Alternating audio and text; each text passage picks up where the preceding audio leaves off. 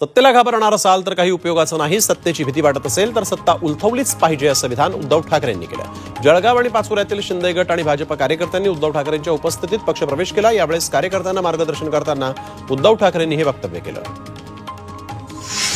लोकसभा निवडणुकीत तिकिटासाठी स्वतंत्र प्रवास करणारे अंबादास दानवे आणि चंद्रकांत खैरे यांनी आज मात्र व्हॅनिटी व्हॅनमधून एकत्रच प्रवास केला. निमित्त होतं अंबादास दानवे यांनी घेतलेल्या नव्या व्हॅनिटी व्हॅनच्या पूजेचं.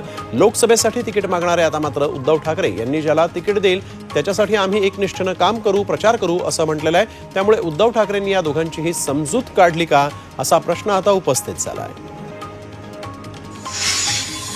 काँग्रेसनं राज्यामध्ये नेमलेल्या प्रभारींना कामाला लागण्याच्या सूचना हायकमांडनं दिल्या आहेत. कोणत्या जागांवर कोणता पक्ष निवडणूक लढवण्यास इच्छुक आहे याची माहिती द्या अशा सूचनाही दिल्लीतून आलेल्या आहेत. यामुळे महाराष्ट्राचे प्रभारी रमेश चेन्निथला हे पुढील आठवड्यामध्ये मुंबईमध्ये बैठक घेणार आहेत. जागा वाटपात वाद टाळण्यासाठी आधी कोणता पक्ष इच्छुक आहे. अमृत नोनी आर्थो प्लस ये एक प्रूवन फॉर्मूला है. इसमें मौजूद नोनी फल के गुण और आयुर्वेदिक जड़ी बूटियां शरीर को जरूरी पोषक तत्व देने के साथ साथ हड्डियों और जोड़ों के घिसने, उनमें होने वाले सूजन और दर्द को रोकने में मदद करता है. दर्द मुक्त जीवन के लिए अमृत नोनी ऑर्थो प्लस याची माहिती देण्याच्या सूचना हायकमांडनं दिलेल्या आहेत.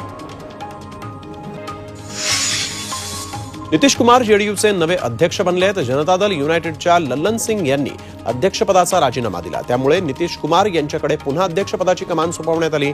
निवडणूक लढणार असल्यामुळे पक्षाच्या कामकाजात लक्ष देता येणार नाही असं कारण लल्लन सिंग यांनी दिलं आहे. आगामी निवडणुकांसाठी सुप्रिया सुळे बारामतीमध्ये तळ ठोकून राहणार आहेत. त्यांनी स्वतःच दौंड येथील सभेमध्ये याबाबतची माहिती दिली.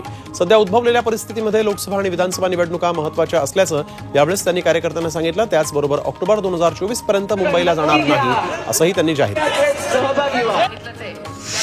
सत्ता आणि संघर्षापैकी आपण संघर्ष निवडल्याचं सुप्रिया सुळेंनी म्हटलं. इंदापूर इथे शेतकरी आक्रोश मोर्चा दरम्यानच्या भाषणामध्ये त्या बोलत होत्या. एका बाजूला वडील तर दुसऱ्या बाजूला अमित शहा होते. सत्ता आणि संघर्षामध्ये वडील आणि संघर्ष निवडल्याचंही त्यांनी म्हटलंय.